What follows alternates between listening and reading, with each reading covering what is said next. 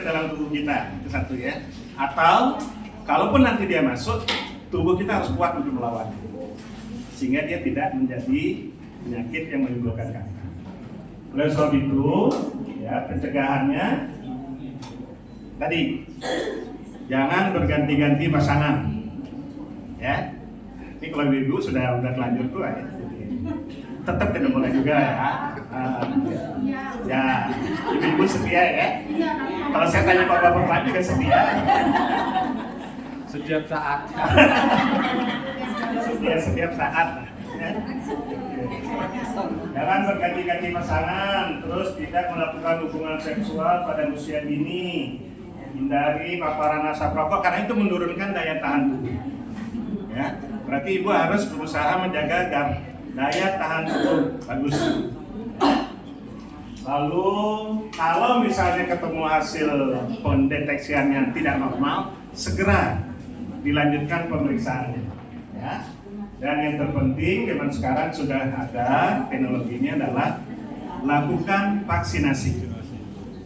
Di mana ibu-ibu sudah vaksinasi atau punya anak sudah divaksin? Hah? Ya, coba ya. Nah, lakukan vaksinasi. Vaksin adalah ya ini akan melawan HPV yang menyebabkan kanker. Sekarang ada beberapa jenis vaksin yang sudah beredar. Ada yang melawan 2 virus, bivalen, ada yang melawan 4 virus, ya. Quadrivalen sudah ada keluar yang melawan 9 virus. Kan tadi saya sudah sebut ya, virus yang membuat kanker itu ada banyak jenis.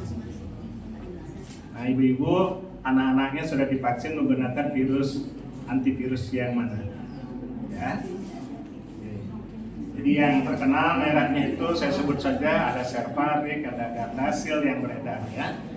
Pemerintah juga sudah mengeluarkan ada yang namanya Nusagard gitu ya, buatan lokal. Ya. Ini.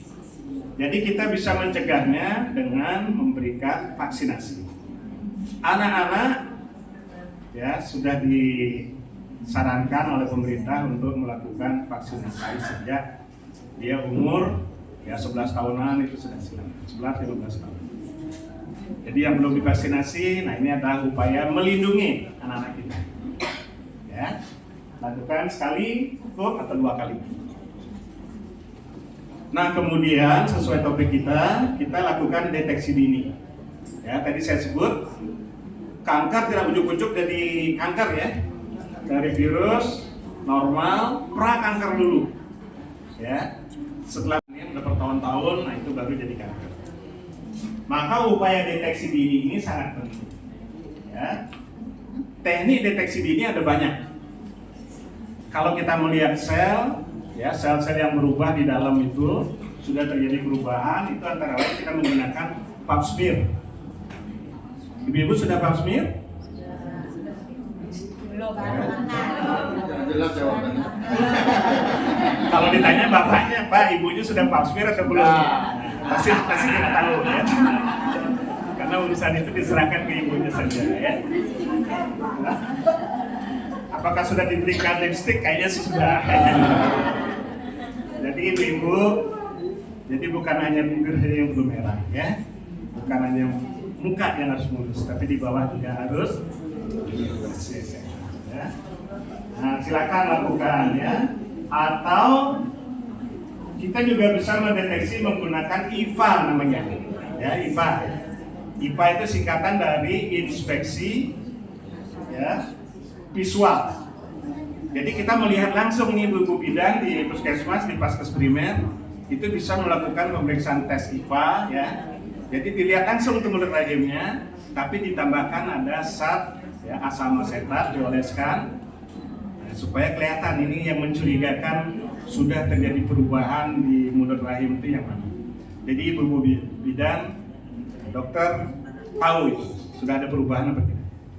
Ya. Jadi ini contohnya ini yang normal. Kalau mulut rahim di dalam begini. Ya seperti apa ini ya? Seperti jambu ya namanya. Kalau yang normal itu mulus dia. Ya. Tapi kalau diolesin asam asetat, kemudian dilihat lagi 1 menit kemudian akan kelihatan. Kalau yang ada yang agak putih muncul, Nah, ini mencurigakan. Belum kanker ya, belum tentu kanker, tapi baru mencurigakan. Nah, tentu yang begini harus ditindaklanjuti, nanti akan dikirim lebih lanjut, pemeriksaan lebih lanjut ke rumah sakit atau ke dokter kandungan. Itu ya Bu Ibu ya. Jadi itu upaya kita untuk mendeteksi ini. Ya, ini alat-alatnya antara lain yang digunakan namanya spatula, ada kayak brush, sikat ya, untuk mengusap mulut rahim supaya dapat sel-selnya untuk diperiksa dengan mikroskop. Ya. Ada banyak ya, jadi pemeriksaannya IPA, pap smear, tes HPV DNA ini yang baru. Ya, karena baru belakangan ini lebih gencar kita menggunakan teknologi tes HPV DNA. Ya, prinsipnya sama, tentu tes HPV DNA ini, ya ini saya punya gambar bisa keluar.